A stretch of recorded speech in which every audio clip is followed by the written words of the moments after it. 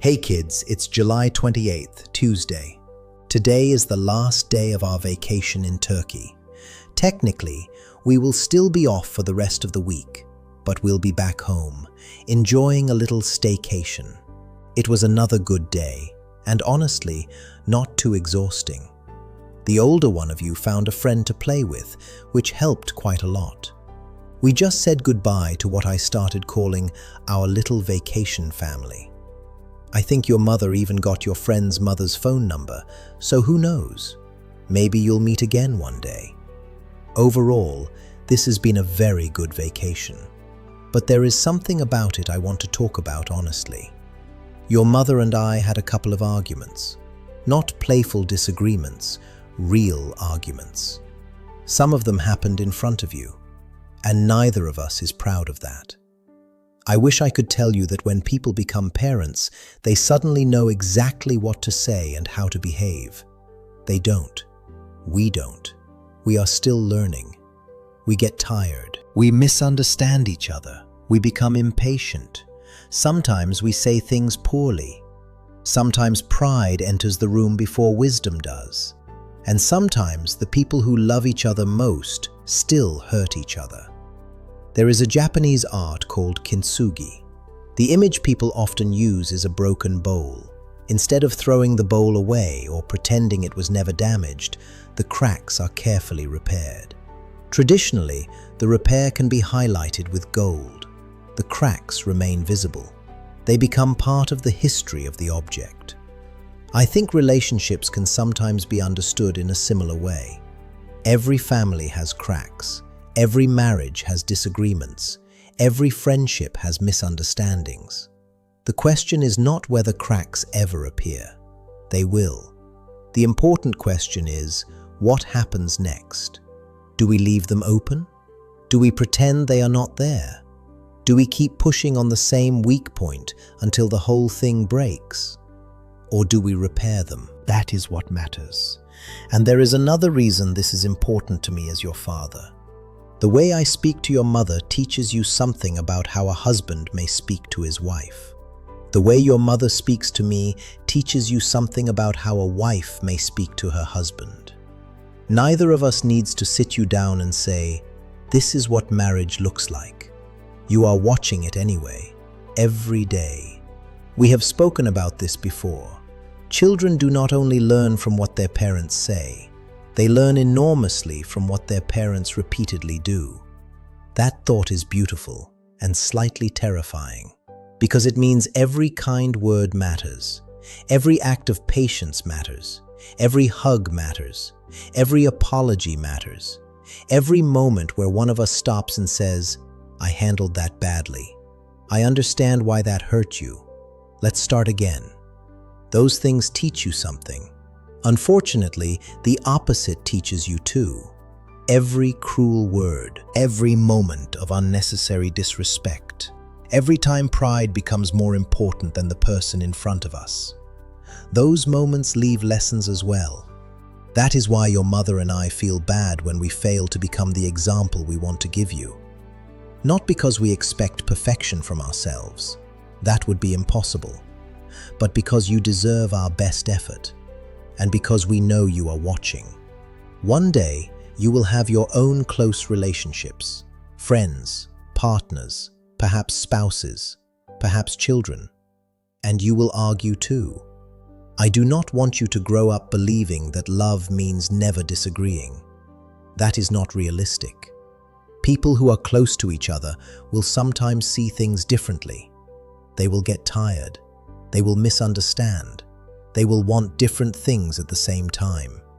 Conflict itself does not mean the relationship is broken. What matters is what you do with the conflict.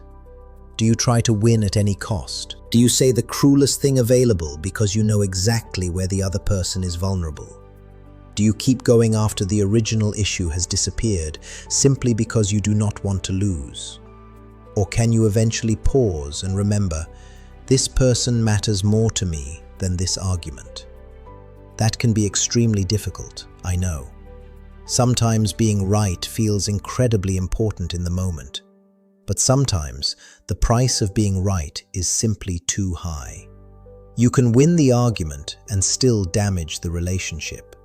You can prove your point and leave the other person feeling small. You can get the final word and regret it later. So sometimes, the bravest sentence is not some brilliant comeback.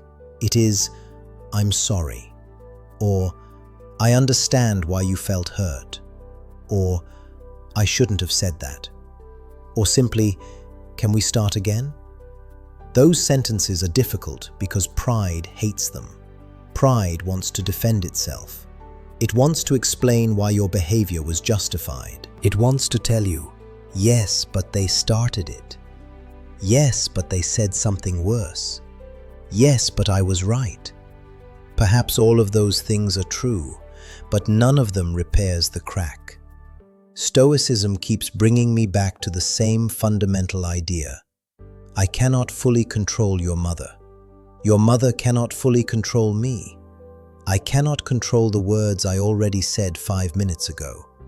Once they have left my mouth, they are in the past. What I control is the next choice. That is incredibly comforting when you think about it, because it means every difficult conversation contains another opportunity. Every morning gives you another opportunity. Every relationship gives you another opportunity. You can choose differently next time. You can repair. You can learn. You can become a little more aware of where your own triggers are. You can become quicker at recognizing when pride has taken over. And you can become better at returning. Your mother is a wonderful mother, and she is a wonderful wife. I am grateful that she is walking through life with us. That does not mean we will always get everything right. There will be difficult days, tired days, stressful days, days when one of us says something we wish we could take back. But when you look back at your childhood, I hope you do not remember a family that never stumbled, because that family does not exist.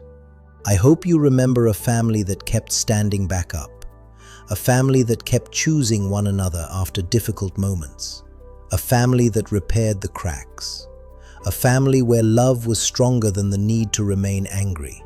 If there is one thing I would like you to copy from us, please do not copy our arguments. Copy our willingness to come back together afterward. Copy the apologies. Copy the hugs. Copy the attempts to understand. Copy the willingness to admit, "I could have handled that better."